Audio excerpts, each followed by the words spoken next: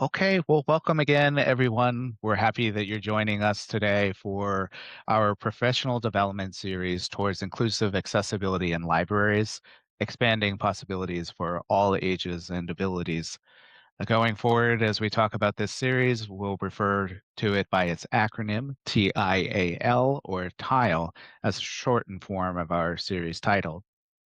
My name is Matt Geeza, and I collaborate on TIAL along with my colleagues Ashley Sklar and Suzanne Kiss. And the three of us work together in various roles and capacities within the Connecticut State Library's Division of Library Development. And you can learn about TIAL on our LibGuide, which we'll share in the chat in just a moment. And today we're here for the fifth session in a multi-part series called Creating Accessible Digital Documents. This mini-series is meant to be an introduction to digital document accessibility, and hopefully at the end of each workshop, you have a sense of the key elements used to make various types of digital documents accessible. The mini-series will conclude actually next Thursday with an open office hours session. This is a chance to just drop in during the hour from 10 and 11 next Thursday, and you'll be able to ask questions about anything related to creating digital documents. So over the course of the series, we focus predominantly on Office 365 resources like Microsoft Word, Excel, PowerPoint, slides, now PDFs. Today, we're going to be covering PDF forms in today's session. So all of those topics are potential topics to bring questions related to any of those topics to open office hours. Before we get started with our topic of PDF forms, just a few housekeeping items. To accurately take attendance, we ask that people rename yourself if needed to the name that you use to register for this workshop. Zoom offers a live captioning feature, and it is enabled for this workshop, so please feel free to use it and adjust it as needed. We are recording today's session. The recording will be made available on our Accessible Digital Documents LibGuide, and we'll share a link to that in the chat momentarily. Additionally, though there are no workshop slides for today's session, there is a tip sheet related to creating PDF forms, and that was mailed out to registrants yesterday morning, and that is also available on the same Accessible Digital Documents LibGuide. Throughout the morning, I'll pause periodically for questions. We welcome questions, especially this is a small group, so we can address questions as they arise. Feel free to unmute yourself to ask a question, or Ashley and Suzanne will be keeping an eye on the chat. You can type your questions into the chat, and when we pause, they'll be happy to relay those questions. Uh, the final thing before we get started is just want to share that after this, we will follow up with a survey of the session. So we ask that you please take a moment and share your feedback. It is extraordinarily helpful for us as we plan these workshops and think about offering them again in the future. We like to make refinements and improvements as we can, and we take the feedback that you provide very seriously. I'm going to be presenting today, as I have for the other workshops in the series. And just to give you a little background about me, as I said, my name is Matt Geeza, and I'm the director of the Connecticut Library for Accessible Books, also known as CT Lab. At CT Lab, we provide books and magazines and audio and braille formats to Connecticut residents who are not able to read print materials. Our patrons include people who are blind, have low vision, have perceptual or reading disabilities, and people who have a physical disability that impacts their ability to use print materials. So our work at CT Lab is very much centered around accessibility and making sure that people can access not just the books, but all communications that they receive from our library. And what that means is that we are regularly creating all types of accessible digital documents. I will share, though, that this was not something I was tremendously familiar with when I started in this role. It's something I've learned as I've gone along, and um, picked up a lot of these tips and resources and strategies that I share over in the different sessions. And so I'm happy to share that information and happy to be a resource for the library workers across Connecticut. So I will share my contact information before we conclude, but you are always welcome to reach out to me directly, to call or email if you have any questions, and I can provide assistance to you and your colleagues. So today's session is going to be focused on creating PDF forms. And I mentioned that there are no workshop slides today. We're really just going to be working within uh, the Microsoft Word document that I've created and Adobe Pro DC. If you were at last week's session where we did an introduction to PDF accessibility, we talked a little bit about Adobe Pro DC. It is a subscription-based resource that we use, but it is the most widely used resource that is available for verifying PDF accessibility. That said, there are some workarounds for general PDF accessibility, and those have been shared on the PDF tip sheet that's at the Creating Accessible Digital Documents LibGuide. So if you want to go back and review any of those information, any of that information, you're welcome to do so. And also to discuss further workarounds, please feel free to contact me. Today's session, we're very much going to be working with Adobe Pro DC, and we're going to be focusing on, um, making forms within Adobe Pro DC. So this is, I do want to emphasize that right up front that much of what we're talking about going forward is using Adobe Pro DC. The other discussions that we need to have just briefly, I think, as we talk about forms, digital accessible forms, is that um, a PDF form may not be the best option in all cases. So, generally speaking, it's recommended that an HTML form, so something like Google Forms or Microsoft Forms, or if you're doing surveys, maybe something like via SurveyMonkey or one of those other platforms that also have survey capabilities, these are all generally considered to be far more accessible than PDF forms, and it's a lot easier to create accessible versions of them. So, as we talk about this, feel free to ask some questions, and sometimes it's helpful to give examples. And we're going to work through an example here in just a moment, and we'll return to this idea. But I did just want to say it very much. Um, Context is really important. The context in which you're, creating this form and how it's going to be used is an important consideration. And you may not want to use a PDF form. You may want to use an HTML-based form. So I'm going to share my screen so that we can begin our work.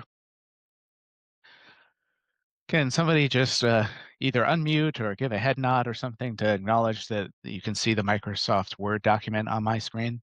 Okay. Yeah, Matt, we can see it. Very good. Thank you. So on the screen right now is this is I'm going to zoom out for 1 second and then I'll zoom back in. But we've got a one-page application. This is a library application. I've literally the CT Lab application is 4 pages, but for the purposes of this demonstration, one page where we can kind of condense some different types of questions with different form fields is will be sufficient. So I really wanted to keep our work in one place.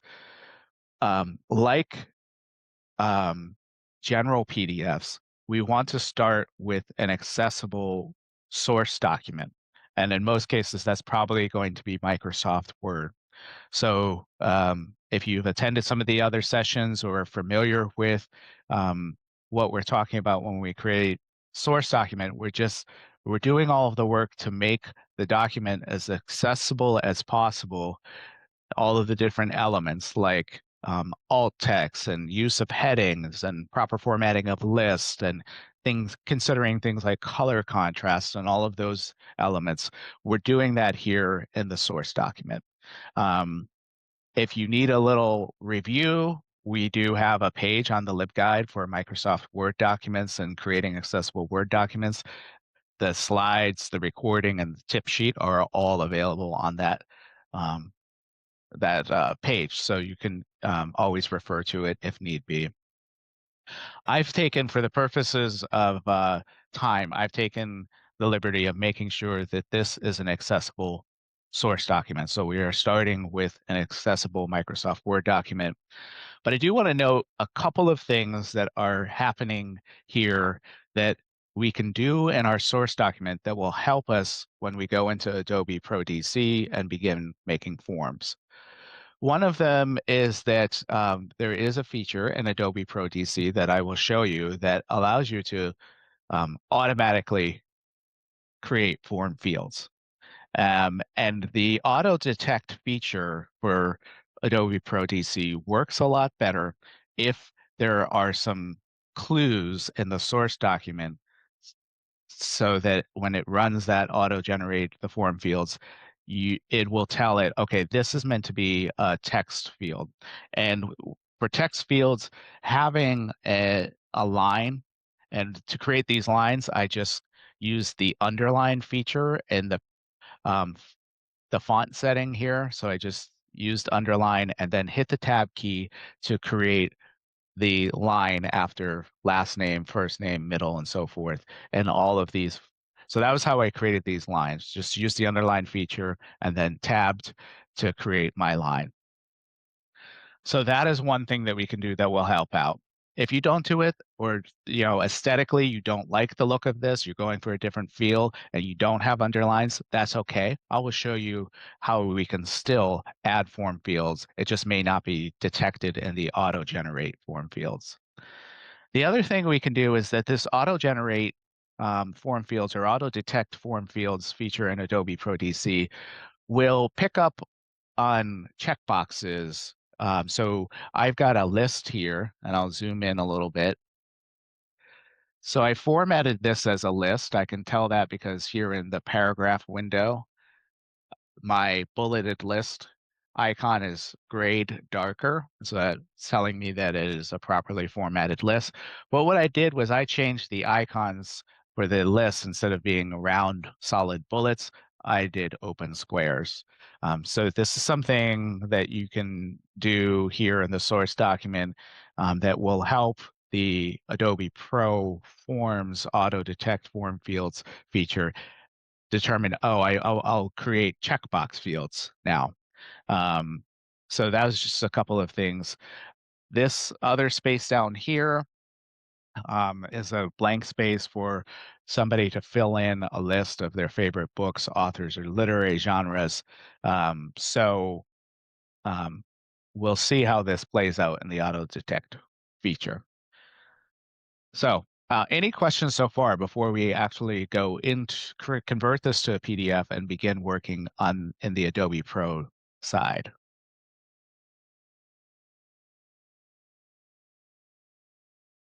Yes, Matt, there's one question in the chat. It says check boxes were a choice in bulleted field. Yes, it was. So let me come in here.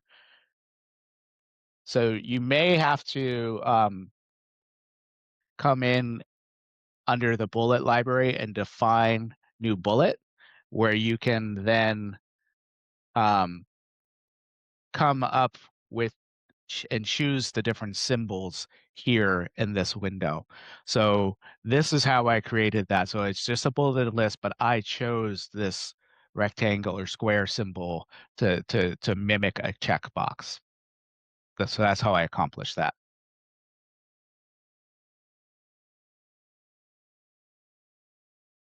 Great, thank you, Matt. Yeah. Any other questions?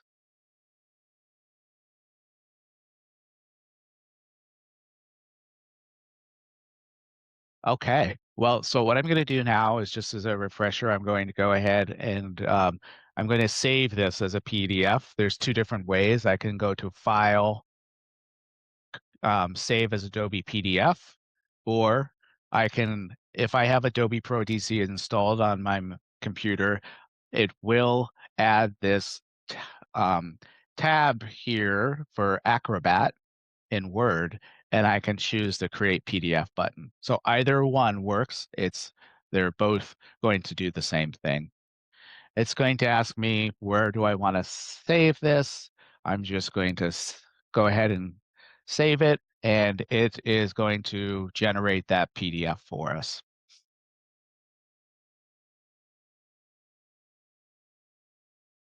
All right, so I need to bring it here.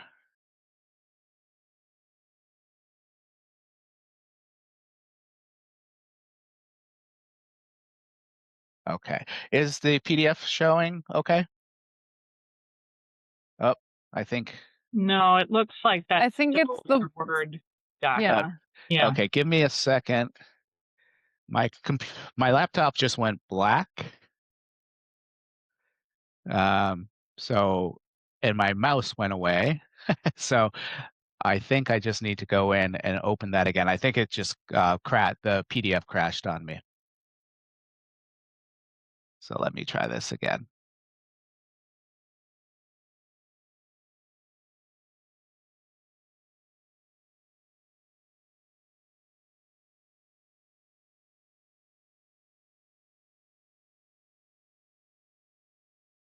Hmm.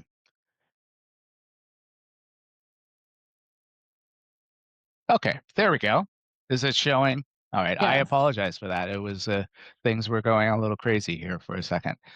All right, so we've got our Ashley, is there? Yeah, I'm just seeing one more question come up before you dive into the PDF. Yeah. Can you talk about the options choice that shows when you're saving as Adobe PDF? Oh, sure. Give me one second. So I'm back here in the Word document, and I think what the question is referring to is that as Save Adobe PDF, there is an options button here, and we want to make sure that it's just the most important checkbox. And you really should not have to make any changes, but the most important one is enable accessibility and reflow with tagged Adobe PDF. So it is maybe the first time if you're just beginning using Adobe Pro DC, first time or two, double check that. But I will say that that should just remain as a default setting. So what I really don't even need to open the options button, or I should rephrase that. I don't tend to open the options button because these settings save, and it's something I don't have to reconsider every single time I'm saving a PDF. Did that answer the question with the options button? Perfect. Okay. All right. So give me a moment. I'm going to go back to our PDF. And okay, so in the Adobe Pro DC, we've opened the PDF and it's here. Th- for us to work in forms, we're going to here in our tools panel on the left side of the screen, click on View More, and there is an option for Prepare a Form. So this would be, in most cases, when I'm working on a form, this is where I would begin. And so I'll go ahead and click on Prepare a Form, and it asks you it's automatically going to detect this open file that I've already got open as the form I want to create. But if for some reason we were in Adobe working on a different file and we then want to switch to a different document, we could change file using the option right here. If the document requires signatures, there is a checkbox for that. And then the feature that I was describing a few minutes ago in Word is the auto detect form field. And right now it's on. Now, there may be some times, especially if you've set up your Word document where perhaps you didn't use the underline feature to indicate text fields and you just kind of used name and left a blank space. You may want to just turn that feature off. Um, and you can click the change button. And um, the feature that for the form auto detect is this second from the bottom in the first general box. So we would unselect automatically detect form fields. And if we did this, we would have to manually add all of the form fields. Generally, it's going to be faster, especially if you've done some of the setup work that we've talked about in Microsoft Word in your source document to have it detect form fields. I will still show you how to add the form fields manually. So if for some reason you went with this, uncheck the box and decided to do it all yourself, I'll be demonstrating how to do that. So we're going to do a hybrid basically. So I'll click OK, and I'm now back on the prepare a form screen. So the next thing for me to do is click the create form button. This is a relatively short document, and even with a longer document, it doesn't take much time. But what it's done is it has created some of our form fields for us. It also, once it's done that auto detect feature and executed that, we land in the prepare form toolbox, and there are the different form components that are now listed here on the left side of the screen. So we'll be using a few of these in just a moment, but just to let you know, the text field is what we would want to use for most things like collecting names, street address, city address, email address, that kind of thing. Checkbox, which we'll be using. Checkboxes are great for a list of items where it's check all that apply, right? So this allows for multiple selections from a list of options. Radio button is another one that we're going to use, and we're going to use that for book selection because the application tells the applicant to pick option A or B. So for the radio button, you want to use those when you want only one selection from a list, not multiple selections. You can also create drop-down lists. This might be helpful for something like state, right? If we're serving Connecticut, so for the CT Lab application, I've already kind of pre-filled in the state abbreviation for Connecticut on our application. But if this was a national application, like our federal partner, the National Library Service for the Blind and Disabled, NLS, might use, they might use a drop-down list with all of the states listed in alphabetical order, and anybody preparing a field or a form like that would use the drop-down list. Some of the other ones that are here, digital signature, date field, and so forth, just to know about them, but really we're going to focus primarily on text field, checkbox, and radio button this morning with this application. The other thing to note, just as an orientation to the screen, on the left side, we've got our form components. On the right side is a toolbar that lists all of our fields that have been created. So you notice each field has been named, and we're going to go into greater detail in just a moment. And that corresponds with this list here.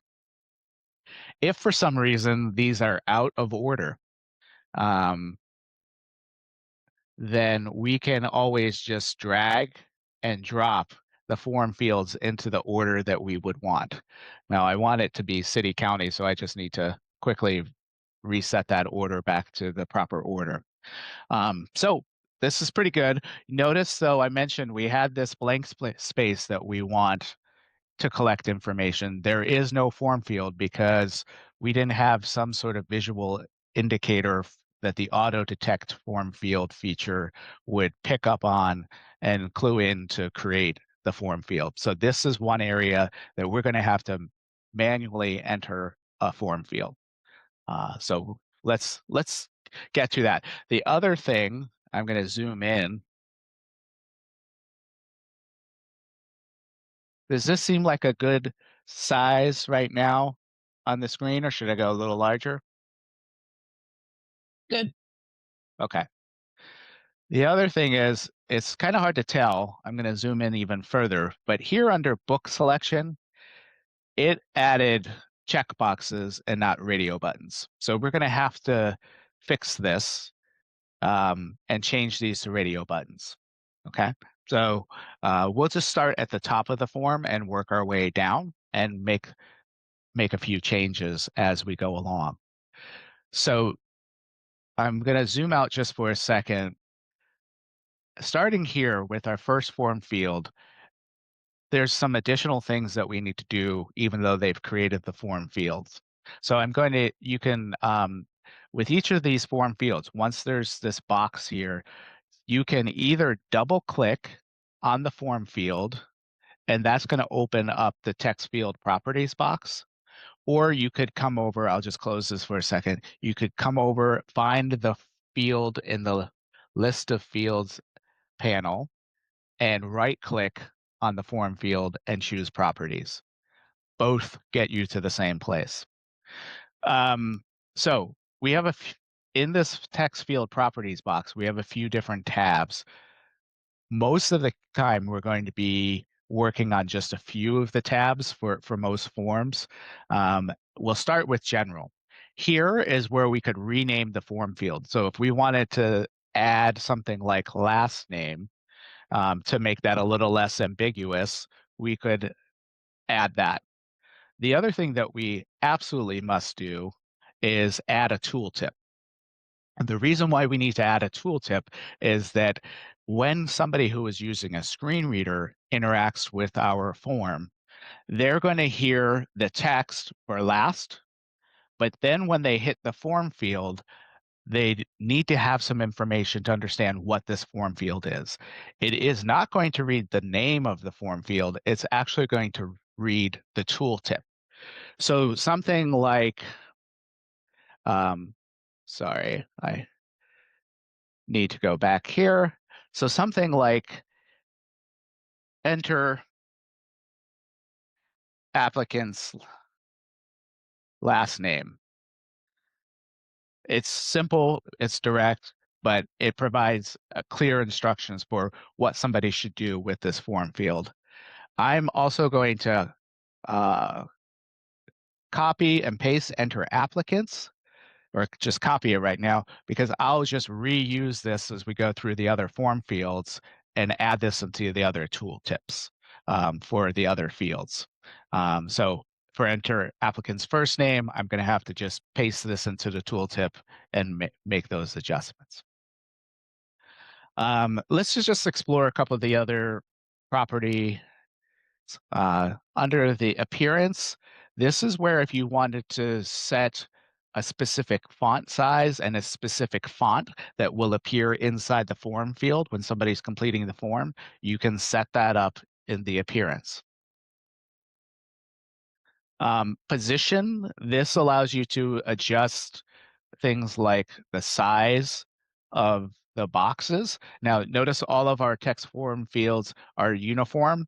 So as we click through, the width and the height are going to be the same.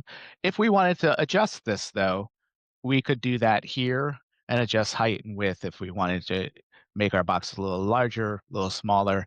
You can also use the drag bars on the form field to resize as well. Options, not always going to be used, but we are going to use one of the options for the last field at the bottom that asks people to list their favorite authors, genres, and books. And we're going to change it to multi-line. This is great when you have a field where you want to, allow for a longer response rather than just maybe one line response. So multi-line is a good option for those form fields where you need to collect, or you want your applicant or the person filling the form to be able to share a little bit more information beyond just one line of text. So we'll use this feature further down the road. And right now, that's all we really need to worry about. We'll look at some of the other tabs as we go along. So what I'm going to do right now is just close this and move on and just go ahead and enter tooltips for a few of these fields just so you can see what the workflow might be like in real time. In the interest of time, I may not add all of the tooltips, but just note that, and here, this is where I'm using the paste button to speed up the process just a little bit.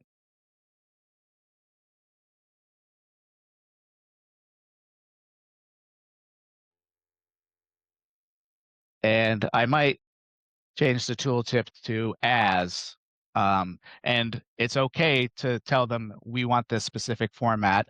The screen reader will read it as mm/dd/yyyy.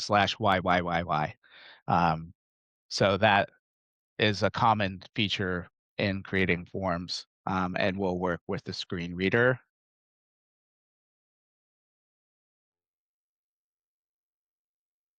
Okay, maybe I'll add county through zip and then kind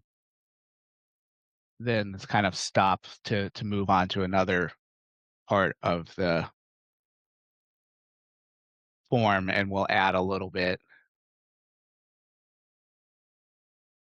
more and make some corrections here. Okay, so I've gone ahead, I've added this. We would want to continue on with the remaining text fields and add those tooltips, so I just want to be clear. But in the interest of time, we'll move on to our checkboxes here.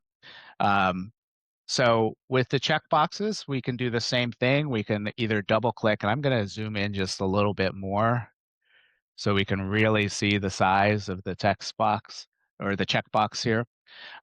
So I can either double click to get into the properties or right click, just like we have been with the other fields. Um, Here, we want to give something like uh,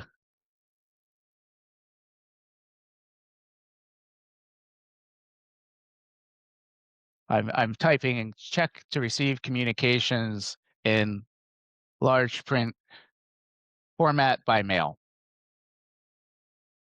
So the screen reader is going to read the text prompt up here, but then they're also going to, as they hit this checkbox, they'll get this tooltip um, for this specific checkbox. So we want to then click close and just make sure that we add something similar for each of our options in the list.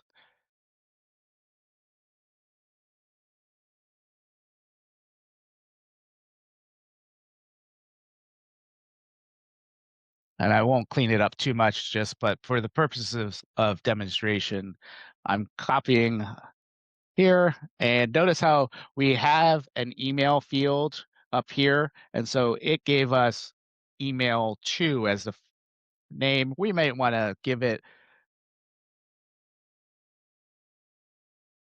slightly more less ambiguous name for the form field, and that just helps us as we're creating the form. We know what we're working with. And I've gone ahead and added those tooltips. So we're giving specific prompts for each of the tooltips that are corresponding with our checkboxes. So that's what we really need to do with our checkboxes because they were detected. Now, we said we want to use radio buttons when it's you must choose one option, not select all. So this is a part of the application where we are directing the applicant to pick one. So we don't necessarily want to use the check boxes. That's the kind of form field we've got right now. So I'm just selected the first one, and I'm just going to now hit the delete key on my keyboard, and you can see I'll replicate that again, selecting the checkbox form field and then deleting it. So now we've removed those parts that we don't want, and we want to do a radio button. So I've come to the left side here, and I've selected radio button here from my form components list. And now as I move my cursor onto the form, you can see I've got a box that is like kind of got light blue shading with a slightly darker border. And so I can just position that right over my checkbox that is on my application. And then I'm just going to click with my mouse key to release that and place it where I want it right on the form. So I've just did that, and you can now see that what I can now do is I'm going to take anytime you've got a form component selected, your cursor is sort of mimicking that particular form fields. But if I want to go back to the pointer arrow here in Adobe Pro DC, I've got this sort of little list of options here. And for select text, that takes it back to the pointer for the cursor. And I use this as we're kind of used to with a arrow cursor. With this selected, I can hit the control key and left click my mouse and hold that mouse key and create another radio button. The advantage of doing this is that it basically creates a radio button that is the same exact size of the initial radio button. So it's a great way to get the uniform sizing of your boxes or your radio buttons as they appear on the form. The other thing that's important to notice about this is that here on the right side in my form fields, you can see that these radio buttons are basically gathered together and listed as a group one right now, and then choice one and choice one. So with radio buttons, it's grouping, because it's one selection, it's grouping these buttons together as one group. And what this means for us is when we go into the properties, there's a few things to note that are unique to radio buttons. So I'm going to right click on choice one and go to properties. So what I want, so this question or portion of the application is really about book selection. So I'm going to name the group book selection. And the name for both radio buttons in my group is going to be the same. But our we're going to go into another tab, the options tab here in the properties button, and be able to enter the choice that is specific to this radio button. So the one that I'm working on right now is relates to books by request only. So I can just do something like request only. This isn't what the user's going to hear for a screen reader. This is just internally what we're using. Back here in the tooltip, this again is what the user will hear. So we would want to say select if you wish to receive books by request only. That way, if somebody who's using a screen reader here encounters this radio button, and when they are interacting with it, they're hearing the tooltip of, okay, yeah, I want to select to request books by request only. So I click OK. So we have book selection here. And now I need to go to properties for this particular one. And I need to make it part of book selection. And I can change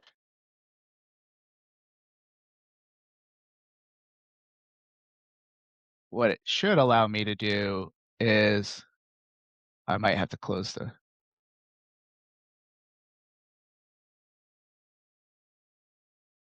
Mm, that's not working. So what I'm going to do is I'm glad we're doing this. This is one of the quirks of Adobe Pro DC. So I'm just going to delete this second radio button again, and I'm just going to hit Control. And I now have preserved my two choices that are both subdivisions of book selection. So I'm just going to make sure choice one, for some reason, we lost the options. So I'm just going to say request only and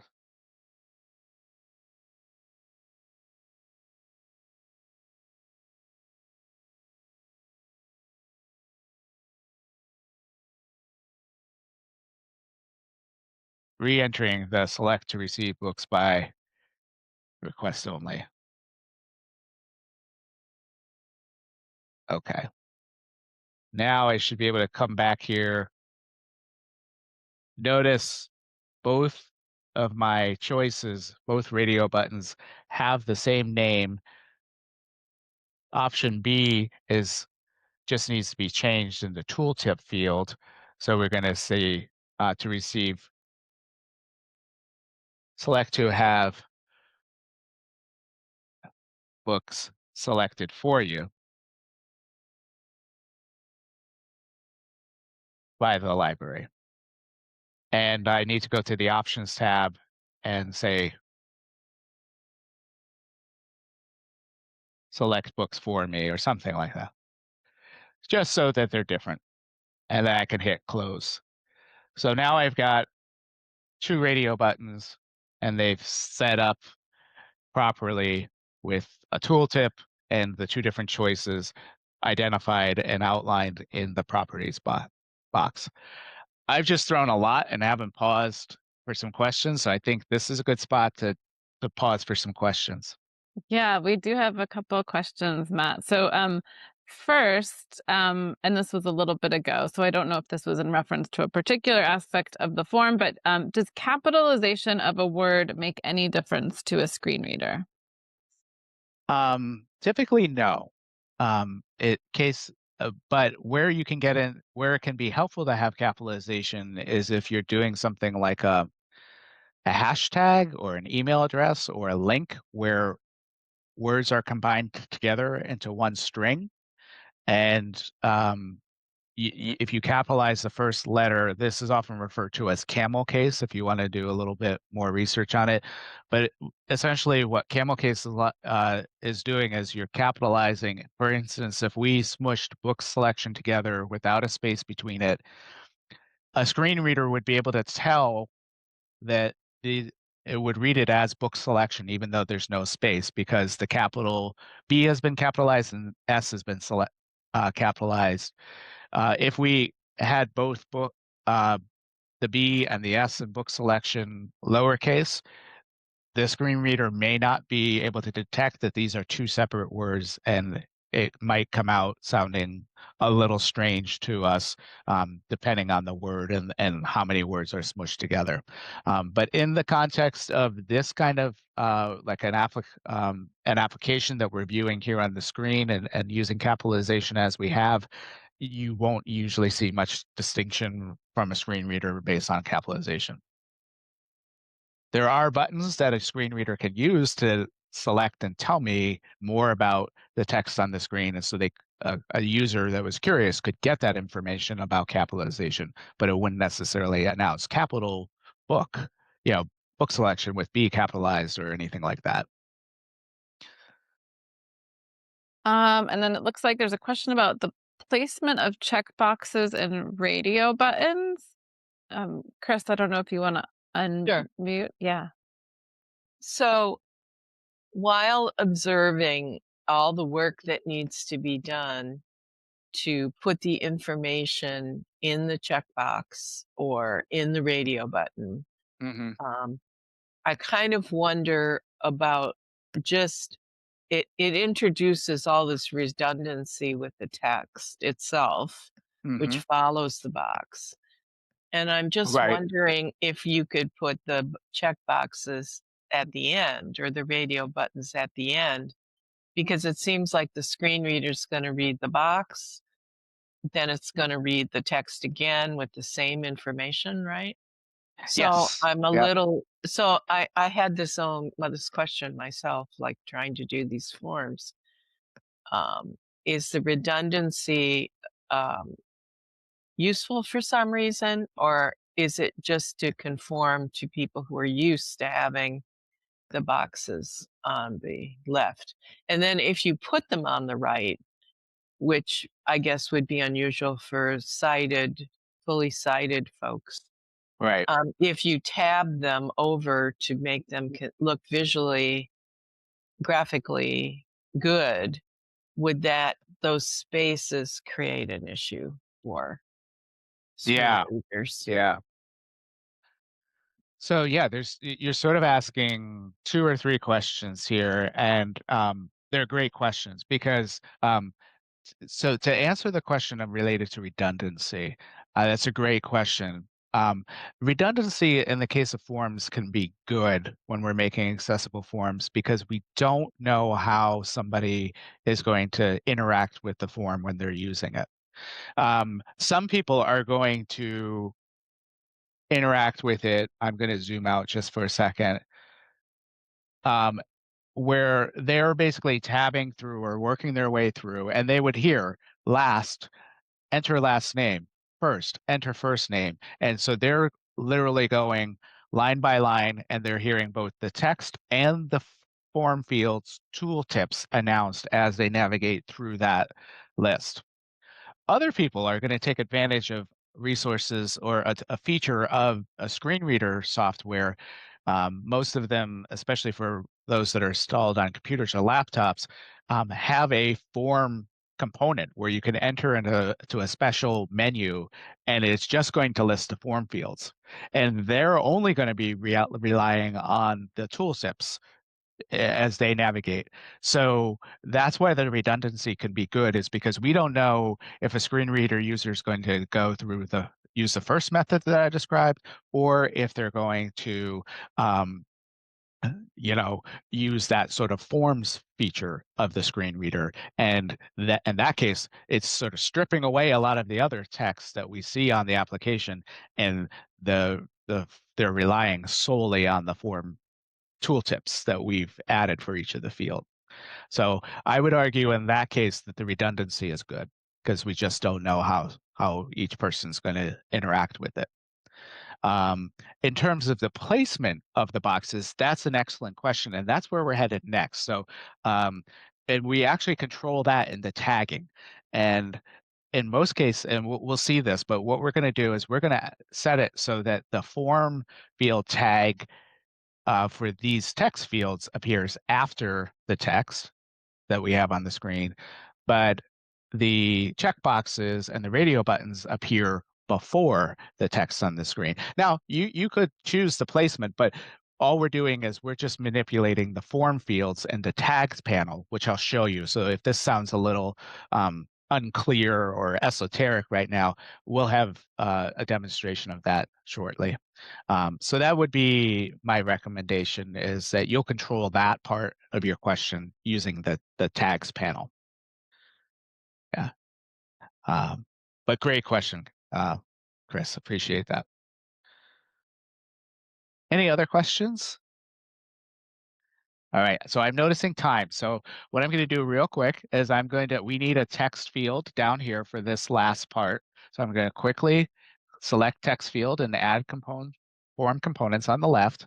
And then you can see here's how it's the size that it starts, but I can just now left click, and I'm holding my left mouse button down and expanding it to the size that I want it to be. So this indicates, okay, this could be a larger space for people to enter. I want to come into the properties box and say favorite books or something like that.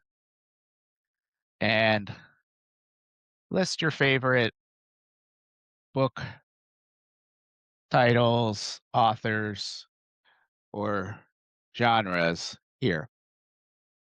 And then under appearance, position.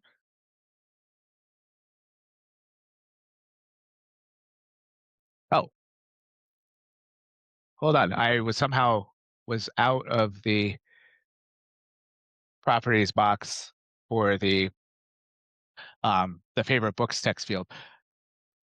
Under the options, button. Here's the multi-line. So this is a field where we want to allow for multiple lines of text to be entered. So I'm just checking the multi-line box, and then we'll hit close. So I'm just going to make sure.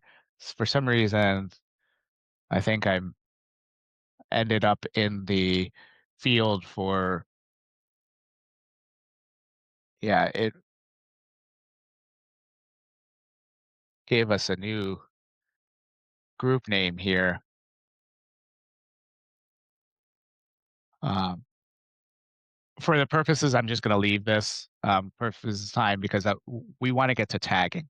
But what we've done to date is, or at this point, is just added all of our form fields. But we have our accessibility tags. So now if I switch over to I'm just going to save this real quick.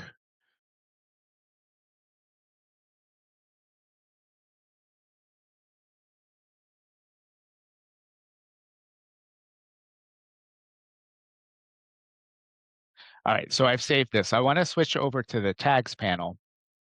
Now we have all of our accessibility tags that came in for the text that's on the application, and this was all because we set up our source document correctly. So we've got all this good information, and we have our form fields, but our form fields aren't actually tagged yet. So we need to do that.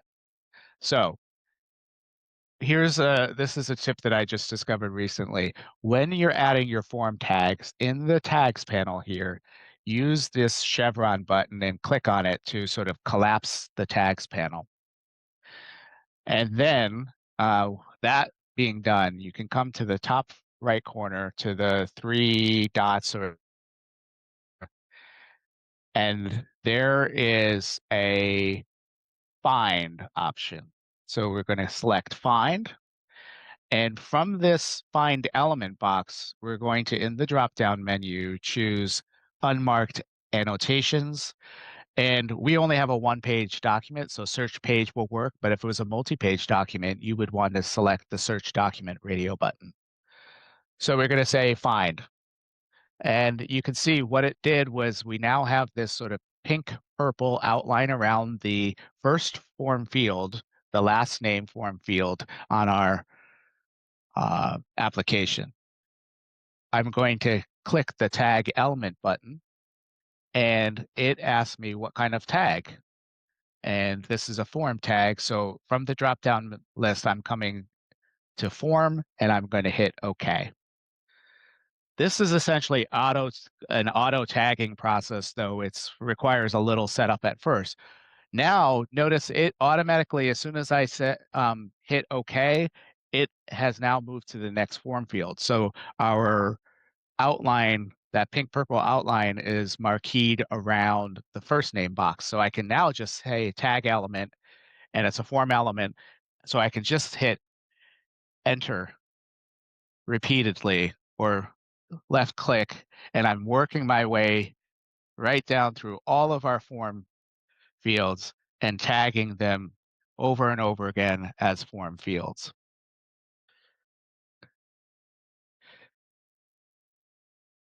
So now if you follow the marquee, we're at mail, hard copy, braille. We're tagging that.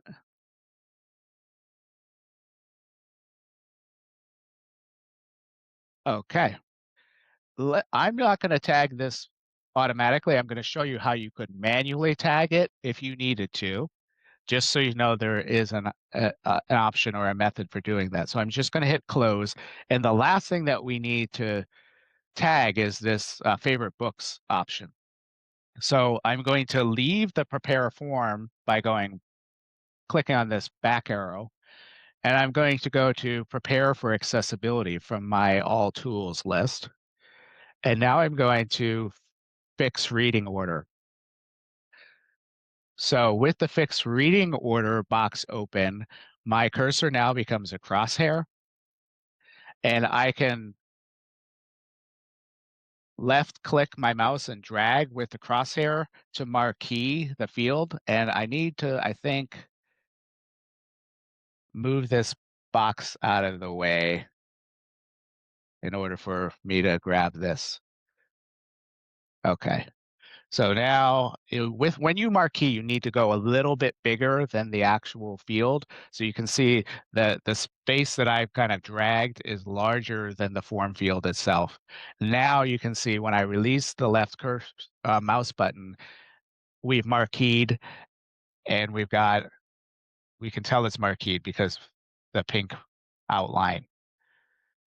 I'm going to then select form field and click close. Okay, so that's how you could do it manually if you needed to, but just wanted to let you know it's a lot faster if you go to the tags panel and use the options, find, and then unmarked annotations. So the first method that I showed.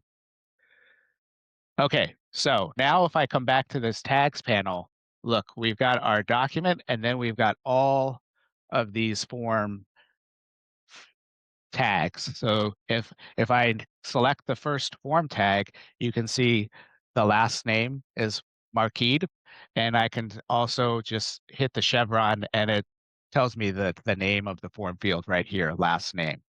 So this is why it's important to set it up when we're adding the form fields, using form names that are um, distinct from one another and not super ambiguous, because if you need to, when you're manipulating things in the tag tree, you can just determine that here. So I'm going to expand, click on the chevron next to document and then section, and here's all of our other tags. So this goes back to Chris's question about placement of tags.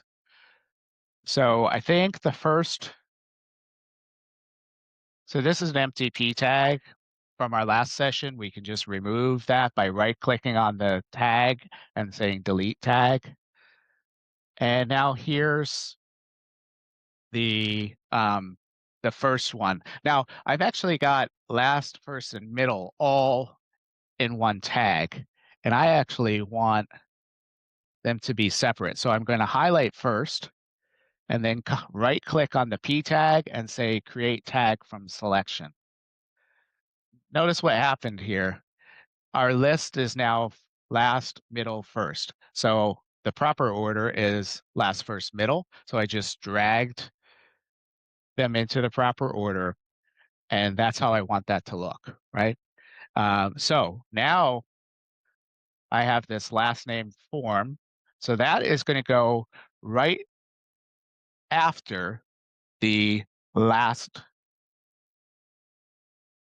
And so this is where we're actually determining the order that somebody encounters the different form fields that we've added. So I mentioned as I was answering Chris's question that we want to put the form fields for these text fields after the text. So I would just repeat this by dragging first. Notice that each time I have that visual clue of the marquee around middle name, so I know I've grabbed that form field and I've just dragged it into that order. I'm noticing the time, so what I'll do is you won't need to necessarily sit through me dragging the forms into the proper order of the tags panel over and over again. Hopefully that makes sense, that I would just be replicating all the way down through these form fields. But let's talk about lists, because I said to Chris, I might force, I'm just expanding, clicking on the L tag for list. And here are the different options: mail, large print, Braille, hard copy. And I need to find, okay, so here's the mail large print form. So I can put this one, I like the idea of them getting this information right before they actually hit the text. So I'm going to put this particular form tag right before, and we'll do the same thing all the way through our list.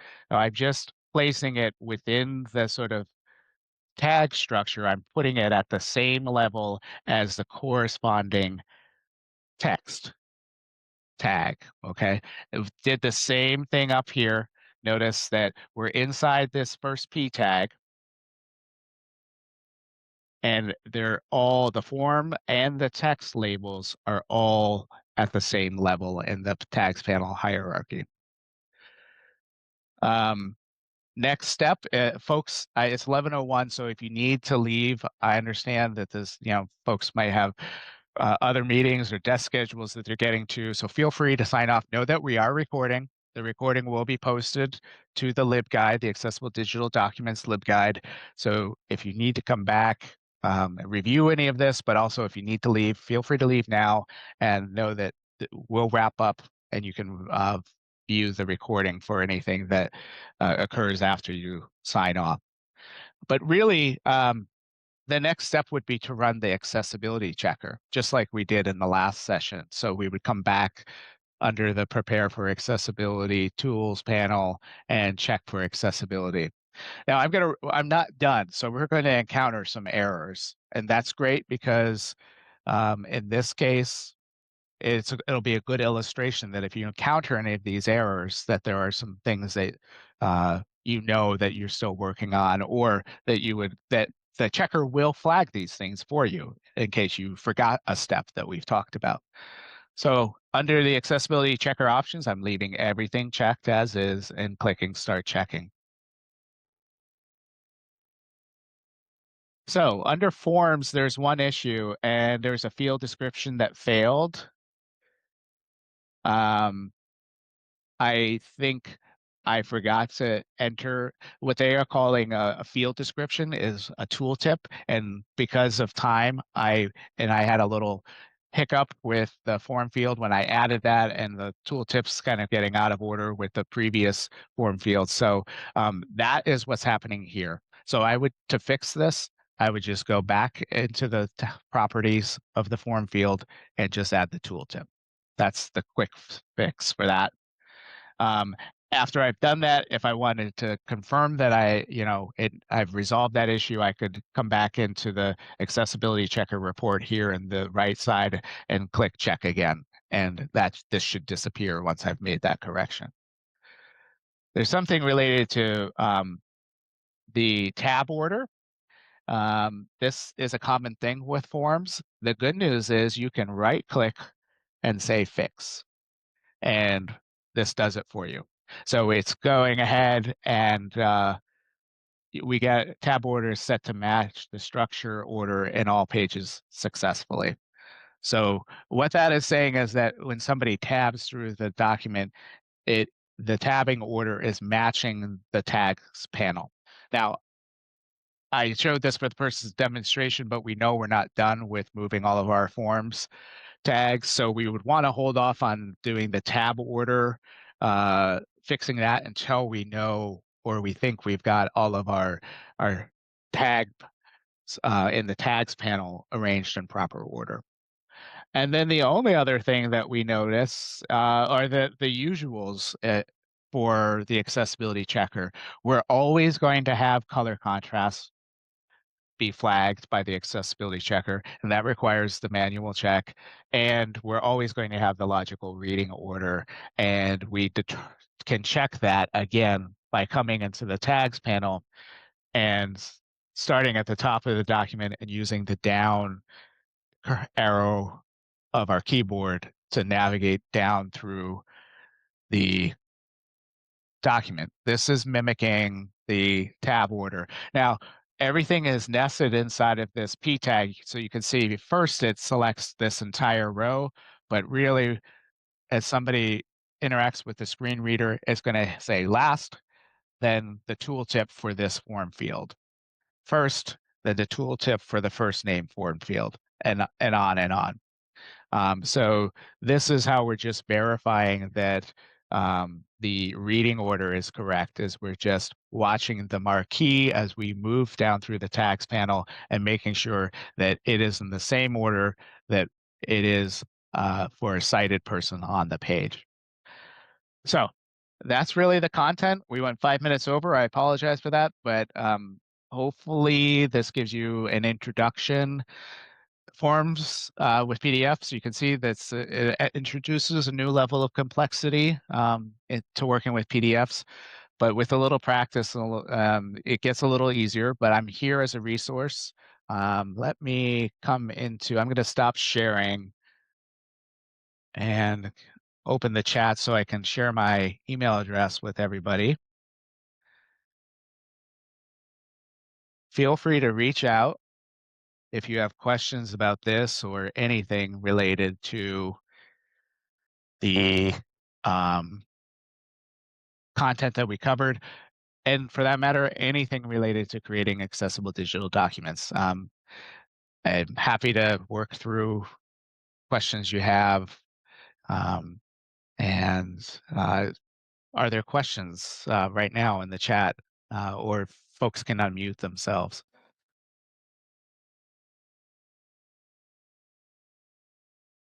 I just have a question. So, um, for those of us who are working, who are following state rules or town rules, um, are there best practices on the kind of alternatives, HTML forms to use? Because this has convinced me that avoiding PDF forms, if at all possible, is a very good idea. Yes, yeah. So whether you're working like as part of a state agency, or perhaps your library is part of the town government and as a department within the town, depending on library structures, I know there is some variation. Um, I would recommend checking in with folks. It's probably the IT folks that you work with might be a good starting point to get some guidance. I want to use a form, and here's the intended purpose. I'd like to create an HTML version. What's the resource that I should use? Is there sort of an approved, product or form that we should use in our context? To give you a little example, the Connecticut Library for Accessible Books has a federal partner, the National Library Service for the Blind and Print Disabled, and they're the ones that actually determine how applications work, and all of their network libraries across the country have to comply with their standards. Right now, they don't have an HTML version, but they're working on it, and I'm really happy about that. And I think patrons and prospective patrons are really happy about that. So eventually, we will have an online form that we can direct applicants to that they'll be able to use. But this is an example of how we need to follow the lead of our federal partner in this particular case. Um, that said, we will likely still make an accessible version of the PDF form available on our website so that people can download it and print it and mail in a copy. And we'll continue to offer hard copy applications that we can mail to folks. So I give those other formats as an example of you might have multiple formats for your form. It might be HTML. You might also create an accessible PDF form that can be downloaded and filled. And because we're all at some point, no matter how big or small of a library we are, going to be complying with the DOJ Title II ruling related to accessible digital content. If it's a PDF that's related to accessing um, our resources in some way, we have to make that accessible no matter what format we use. So whether it's HTML or PDF, we do want to consider that. So that there may be multiple formats that can be offered depending on the context. So all a slightly long-winded answer to your question, Chris, but a lot of it is have that conversation and see what makes sense within your sort of entity and the governing structure of your entity, and if there are approved approaches for different products. Any other questions or comments?